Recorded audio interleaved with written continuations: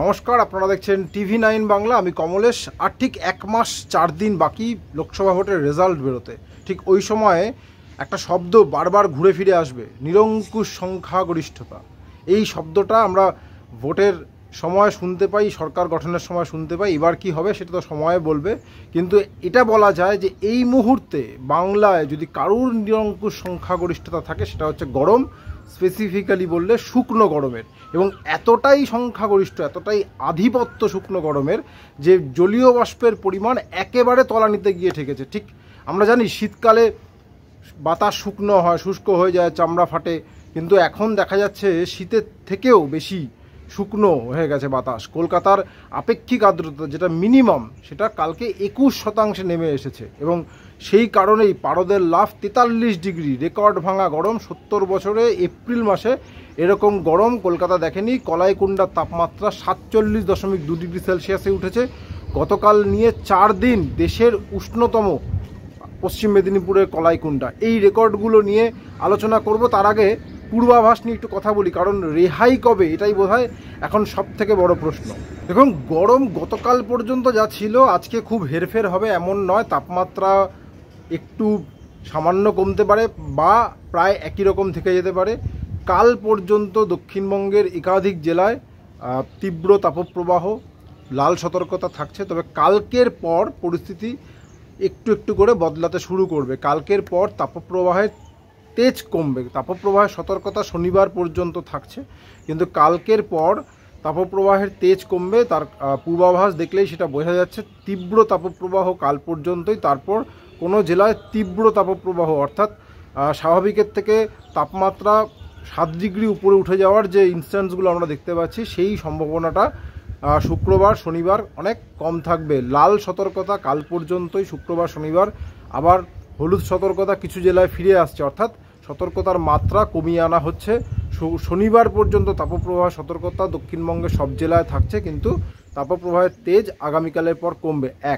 2 নম্বর হচ্ছে শনিবারের পর তাপমাত্রা আরও কমার একটা সম্ভাবনা তৈরি হচ্ছে। আমরা দেখতে পাচ্ছি মোটামুটি পয়লা বৈশাখ থেকেই 40 ডিগ্রির ওপরে পশ্চিমাঞ্চল বা বাংলার কোনো না কোনো জায়গায় তাপমাত্রা 40 ছুঁয়েছিল পয়লা বৈশাখ থেকেই। এবং 17ই এপ্রিল থেকে তাপপ্রবাহের যে শর্ত, অর্থাৎ স্বাভাবিকের থেকে তাপমাত্রা সর্বোচ্চ তাপমাত্রা +5 ডিগ্রি ওপরে উঠতে হয়। 17ই এপ্রিল থেকে কোথাও না কোথাও তাপপ্রবাহ চলছে। এই পরিস্থিতি থেকে শনিবারের পর অনেকটাই রেহাই পাওয়ার, হয়তো একেবারে গোটা দক্ষিণবঙ্গ তাপপ্রবাহ থেকে ছুটি পেয়ে যাবে এমন নয়। প্রথমে উপকূলের জেলা, তারপরে দক্ষিণবঙ্গের কিছু জেলা এবং পরবর্তীকালে পশ্চিমাঞ্চলের জেলাগুলো তাপপ্রবাহ থেকে ছুটি পাবে। আশা করা যাচ্ছে আগামী সপ্তাহে শুরুতেই 40 ডিগ্রির নিচে তাপমাত্রা, বেশিরভাগ জায়গার তাপমাত্রা, সিংহভাগ জায়গার তাপমাত্রা 40 ডিগ্রির নিচে নেমে আসবে। কেন? তার কারণ যে বৃষ্টি এতদিন হয়নি। এপ্রিল মাসে কলকাতায় বৃষ্টি হয়েছে 0.5 মিলিমিটার, মানে না হওয়ার মতোই বৃষ্টি হয়নি। বাতাস শুকনো, সেই কারণে এই অবস্থা। বৃষ্টি হয়নি কারণ বঙ্গোপসাগর থেকে জলীয় বাষ্প সেভাবে ঢুকছে না এখনও পর্যন্ত। গতকাল বিক্ষিপ্ত হবে কিছু জায়গায়, পূর্ব মেদিনীপুর, দক্ষিণ 24 পরগনা, সুন্দরবন এলাকায় বিক্ষিপ্তভাবে কিছু বৃষ্টি হয়েছে।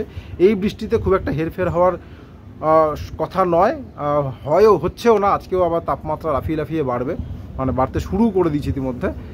আশা করা যাচ্ছে রবিবার বা রবিবারের পর দক্ষিণবঙ্গের বিভিন্ন জেলায় বৃষ্টিপাতের সম্ভাবনা তৈরি হবে এবং দেখাচ্ছে যে হালকা থেকে মাঝারি বৃষ্টি অনেক জেলাতেই হবে। ফলে 6 মে থেকে 10 মে এই যে পিরিয়ডটা, এই সময় গরম অনেকটাই কম থাকার একটা সম্ভাবনা। ফলে আপনারা যদি কোনো পরিকল্পনা করে থাকেন, কোনো কাজে হাত দেওয়ার ব্যাপার থাকে, গরমের জন্য ওয়েট করে আছেন, তাহলে এই সময়টা সেইভাবে প্ল্যান করে নিতে পারেন, কারণ এই সময় গরম অনেকটাই কমবে। তবে হ্যাঁ, যেহেতু শুকনো গরম, এখানে জলীয় বাষ্প ঢুকবে, বৃষ্টি হবে, ফলে বৃষ্টি যখন হবে না তখন কিন্তু ভ্যাপসা গরম থাকবে। যদিও সেটা বাংলার চেনা গরম। এরকম দক্ষিণবঙ্গ জুড়ে এবং উত্তরবঙ্গের 3 জেলাতেও পশ্চিমাঞ্চলে শুকনো গরম ছড়িয়ে পড়বে, এটা বেশিরভাগ জায়গার ক্ষেত্রে। এবং এতদিন ধরে 9 দিন ধরে কলকাতার তাপমাত্রা 40 ডিগ্রির ওপরে এবং অন্য জায়গাতেও প্রায় একই অবস্থা। এটা কিন্তু খানিকটা অচেনা গরমই। এই অচেনা গরম থেকে মুক্তি মিলবে।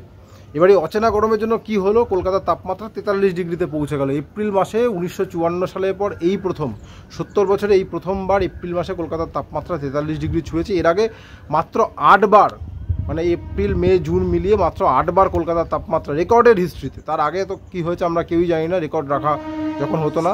রেকর্ডেড হিস্ট্রিতে, মানে 122-23 বছরের ইতিহাসে কলকাতায় মাত্র 8 বার 43 ডিগ্রি তাপমাত্রা ছুঁয়েছিল, কালকে 9th টাইম হলো। মে মাসে যদি আমরা হিসাব দেখি, মানে গ্রীষ্মের হিসাব যদি দেখি, তাহলে 2002-এর মে মাসে লাস্ট কলকাতার তাপমাত্রা 43 ডিগ্রিতে পৌঁছেছিল। সেক্ষেত্রেও 22 বছর পরে এত গরম কলকাতা। এবং আমরা তো দেখছি পানাগড় 47, এই নিয়ে 4th টাইম দেশে হটেস্ট উষ্ণতম। বাঁকুড়া, মেদিনীপুর, পানাগড় তাপমাত্রা 45 ডিগ্রির ওপরে, বহু জায়গার তাপমাত্রা 44 ডিগ্রির ওপরে গ্রাফিক্সে আমরা দিয়েছি, যাতে আপনারা দেখে নিতে পারেন কার কোথায় কেমন গরম। বসিরহাট 41, বালুরঘাট 41। এই পরিস্থিতিটা থেকে আমরা দ্রুত আর কয়েকটা দিন অপেক্ষা করলেই রেহাই পেয়ে যাব। কারণ বঙ্গোপসাগর থেকে শুরুতে যেটা আবহাওয়াবিদরা বলছেন যে শুরুতে বাংলাদেশ, উত্তর পূর্ব ভারত লাগোয়া যে বাংলাদেশ, সেদিকে বৃষ্টিটা শুরু হচ্ছে। অনেকটা বৃষ্টির পর আস্তে আস্তে সেই বৃষ্টি আমরা দেখতে পাবো যে দক্ষিণবঙ্গ বিভিন্ন জায়গায় হচ্ছে, এবং পরবর্তীকালে সম্ভবত দক্ষিণবঙ্গ শুধু না, বিহার, ঝাড়খণ্ড এবং উত্তরপ্রদেশেরও একটা অংশে বৃষ্টি দেখাচ্ছে। ফলে দেশ জুড়েই, দেশের একটা বড় অংশেই এই তাপপ্রবাহের দাপট কমবে, এই আশা ফাইনালি করা যাচ্ছে। আপাতত এইটুকুই। সঙ্গে থাকার জন্য অনেক ধন্যবাদ।